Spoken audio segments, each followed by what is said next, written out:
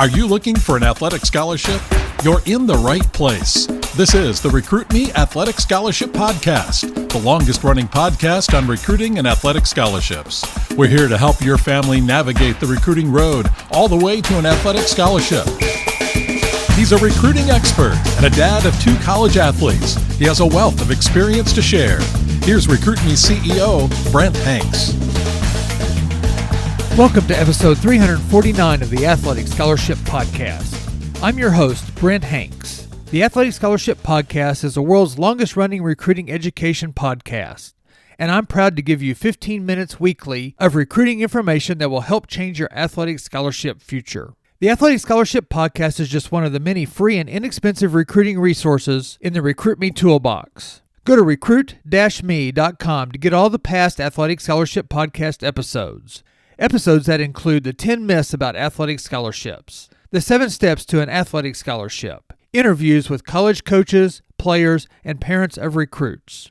You can also get the free Recruiting Power Pack and sign up for their free Recruit Me monthly newsletter. On the resource page, you can get the Athletic Scholarship Playbook and the Athletic Scholarship 24-month Planner and Journal, both books written by the Recruit Me founder, John Fugler. The ultimate step-by-step recruiting resource is the Recruit Me 3.0 Athletic Scholarship System. It's only $39. You get a 200-page manual, workbook, and worksheets that will walk you through your own recruiting process. Go to recruit-me.com right now after you listen to this episode. If you have listened to past episodes of the Athletic Scholarship Podcast, you know that I have created episodes from a recruiting subject that I found on social media. So I was flipping through Twitter and someone had retweeted an interview on the Ed Mylett podcast and YouTube show. The interview was with an ex-Major League Baseball star and now an MLB Network analyst. I didn't do a good job bookmarking the tweet, so later I had to search for Sean Casey, and I found the interview on the YouTube link. The Ed Mylett Show had named this episode, How to Overcome Rejection and Failure and Win, Sean Casey and Ed Mylett. I also found the podcast version aired on November 22nd of 2022. On Twitter, a small snippet of the interview highlighted a portion about Sean getting no attention from college coaches when he was in high school, and that's what led me to pursue the rest of the interview. Let me give you a brief rundown of Sean Casey. Casey played 12 years in the major leagues, batted .302 in his career with 5 teams, and is in the Cincinnati Reds Hall of Fame. He was a 3-time All-Star. He grew up in the Pittsburgh area and was a student athlete for the Richmond Spiders in college. For the Spiders, he was named a freshman All-American and second-team All-American in his junior year at Richmond. He picked up the nickname the Mayor in pro baseball because he talked to everyone, and some players thought he was campaigning for a mayor's office. The interview started with an introduction and some banter between Casey and Mylett. Then Ed asked about Sean's beginnings in baseball, and Sean dove into his freshman year of high school, and then after that, how there were not too many scouts or college coaches hanging around in the Pittsburgh area for baseball. Sean describes that he did not play much on his high school freshman team, and that he asked his dad to talk to the coach to see if that would help his playing time. His dad retorted with, "Hey Sean, the kid playing in front of you is not glaringly better than you, but you aren't better than him. You need to start being accountable for who you are as a player." So Sean and his dad made a deal. The deal was for him to hit at a local batting cage and also get some hitting lessons. Sean became driven between his freshman and sophomore year of his high school to get better so he could be a starter on the JV team his sophomore year. His work on hitting, as he said, compounded daily, and he started on the JV team his sophomore year. In the interview, he doesn't mention playing club or summer baseball, but as he goes through his high school career, it is evident that after his sophomore year, no college coaches were contacting him. This part of the interview reminds me of the interview I did with a college basketball player, Quinn Nelson. Listen to episodes 297 and 298. Quinn played basketball with my older son, Parker, at Ozark High School. Quinn said that he didn't go play travel ball very much until his junior year of high school. He spent more time concentrating on his craft, which was shooting. Quinn said he shot 500 to 1,000 shots per day. Quinn just finished his college career at Southwest Baptist University, an NCAA Division II college. He holds numerous records like games played, minutes played, most career points, and most career three-pointers. Working on your game-specific skills early, your freshman and sophomore years, are important, and just playing games doesn't always improve your game for the future.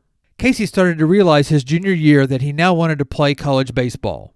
His dad told him, "Preparation meeting opportunity. It would be a shame if the opportunity came and you were not prepared." Sean listened to his dad and took his advice to heart. This is sometimes a problem with high schoolers. They don't take to heart advice from adults, like coaches, mentors, and especially parents. Eye rolls are more common than actions. His hitting work turned Sean into a varsity starter his junior and senior years of high school. Another great lesson from Sean's dad was that Sean got to see and actually helped his dad send sales or marketing letters to his dad's clients.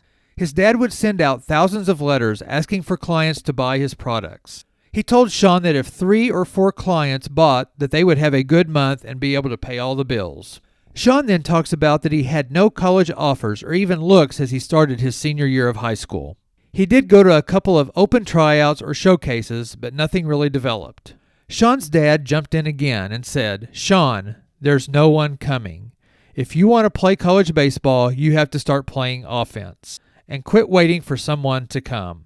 So Sean got fired up, and him and his dad started sending letters. Back then it was letters, not emails. They sent to 30-some colleges. At this point in the interview, Ed, the interviewer, noticed Sean's emotions for his dad's advice. He reflected on how important it was for his dad to push him and not enable him, and also stand by him as he was grinding through the process. Not only did Sean hear from his dad that no one is coming, but he also heard that you can do it when others were saying you're too slow or your dreams are too high. Ed continues and points out that Sean isn't on that day's podcast if his dad didn't push the issue and they didn't send out all those letters to colleges. Sean states that the adversities that he had is where he got his advantages. One of the letters he sent was to Richmond University. Richmond had sent him a flyer, but they had not seen Sean play.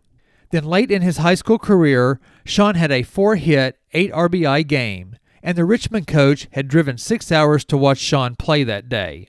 Sean didn't know he was there. Thus, the lesson of preparation meeting opportunity came into play. Sean talked to the coach, and the next day Richmond called back and offered him a $1,000 athletic scholarship to play baseball as a Spider. So Sean and his family had to figure out how to cover the remaining $29,000 a year if he wanted to go play at Richmond. Richmond ended up being the only offer Sean Casey received out of all the letters that he sent out. But all you need is one. Both of my sons sent emails to colleges. Parker did have many NCAA Division II offers and a few NCAA Division I looks, but it wasn't until he sent an email to Northwestern University inviting them to come watch him pitch up in a showcase in Joliet, Illinois, that the pieces of the puzzle started to fall together. An email to a coach showing up, a player performing well, a visit to the campus, and then an offer to play turned out to be a great educational and athletic opportunity for Parker's 4-year career at Northwestern. Other than COVID, it was a good time. Parker is now in graduate school at Northwestern, and he has an undergrad degree in economics. Sutton, my younger son, sent out emails to colleges at the NCAA Division III and Division II levels and the NAIA level.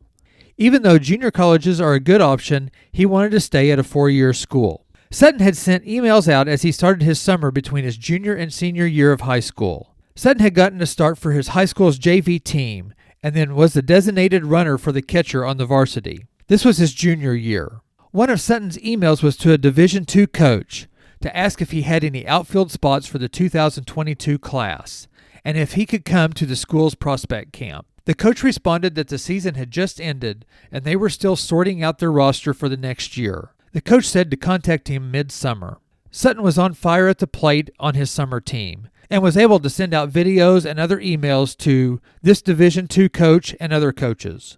So from those emails, late in the summer, Sutton attended that Division II team's prospect camp and performed well, running, jumping, hitting, and throwing his way to a campus tour and to an offer from the coach. Sutton had contacted 2 other colleges and arranged visits with them, one of them being the college that he is at now, Columbia College, an NAIA school in Columbia, Missouri. The neat thing about Columbia College is that it wasn't on Sutton's list initially. By having a list and research done, Sutton arranged with his club coaches to review his list and to get advice and hopefully a recommendation from them to these college coaches. The club coaches asked if we had considered Columbia College, and they thought it would be a good fit, and lo and behold, it was.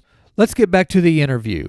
Ed, the interviewer, again got excited and points out all the dominoes that fell into place for Sean Casey. The dominoes that put him in that interview that day and also created a great career for Sean. Sean Casey ended up going to Richmond, and he had never visited the campus. He showed up and made the starting lineup as a freshman and became a freshman All-American. And then he had a good sophomore year at Richmond, and he got to play in the Premier Collegiate League, the Cape Cod League. And then in his junior year, Sean proceeded to lead the nation in college baseball with a .461 batting average. Sean states that he remembered that 6 or 7 years earlier, he had asked his dad to talk to a high school coach about his playing time. And now he's a second-team NCAA Division I All-American at a mid-major baseball school. Sean said the lessons of having to work harder, having to put in the time, and having to become accountable for what you wanted to do, and that having to set routines and to be responsible for your habits after school were big in his development. These are all lessons and changes Sean Casey made that pointed him toward his career. After Sean's junior year of college, he became a second-round pick for the Cleveland Indians. Ed again points out how Sean went from his dad telling him that he wasn't distinctively better than the other freshman first baseman to the improbable path to 7 years later, being a top draft pick for the major leagues. Then to buck the odds of making a major league team, making 3 All-Star games, and playing for 12 years at a high level. If you see Casey's swing, it looks like a natural God-given swing. But in fact, this interview points out all the hard work Casey put in developing his swing. Sean throws right-handed and has a beautiful left-handed swing unique to him. The rest of the interview is great. The first 20 minutes covers Sean's rise to the major leagues and gives you a great look at a scenario that could look like yours, the high school athlete, or your son or daughters. Sean's story can be overlaid to any sport at any level of play in youth and high school sports. There is not only a recruiting lesson, like go on offense, but there are many personal and family teamwork lessons from Sean's story. Recruit Me's whole premise is to be proactive, but to be proactive at the right times and in the right ways. Sean's story told that he wasn't pursued by colleges and that he pursued them late in his high school years. Richmond had sent a flyer or a contact, and Sean acted upon their interest, either their interest in only getting some camp money from him or his actual baseball skills, and then he took advantage of the coach's drive for 6 hours to see him play. And as I said, Sean did not know that the Richmond coach was there, and Sean ended up having a great game, not only at the plate, but probably in his demeanor and energy of play. So, what might have happened if Sean didn't hustle, or he threw a helmet? Things may have been totally different. I have a link to the YouTube interview on the Ed Mylett Show. Please watch and bookmark this interview for many great lessons about recruiting, and many more lessons about Sean's mental attitude and preparations. The interview, as Ed said in this episode, makes you want to run through a wall as you are inspired by different events throughout Sean's career. One of my favorites is how Scott Rowland explained to Casey at an All-Star game why Albert Pujols is so great. Another high point of the interviews is Sean explaining how 3 books influenced his performance and his life. The Art of Hitting 300 by Charlie Lau, The Science of Hitting by Ted Williams, and The Mental Game of Baseball by Carl Kuhl and Harvey Dorfman. Sean said he read parts of The Mental Game of Baseball almost every day, and later became friends with Harvey Dorfman. Breathing and the process, not results sections, were his biggest influences. No matter your sport, go and listen to this interview. I'll end this episode by saying that ex-Major League Baseball player Sean Casey had a normal and very familiar experience throughout his high school and recruiting journey. I think you can learn a lot through his experience, and with his hard work, his father's fatherly advice, and Sean's use of his resources that he took advantage of so that he could play not only a college sport, but be a professional in his sport and now in the media covering his sport. Don't forget to check out the links in the show notes and visit recruit-me.com for many free and inexpensive resources to help you in your recruiting journey. If you are new to the Athletic Scholarship Podcast, thank you for listening. And if you have been listening, also thank you. And be sure to share the Athletic Scholarship Podcast with another student athlete or family that could use some recruiting advice. Join me next Tuesday for the historical 350th episode of the Athletic Scholarship Podcast.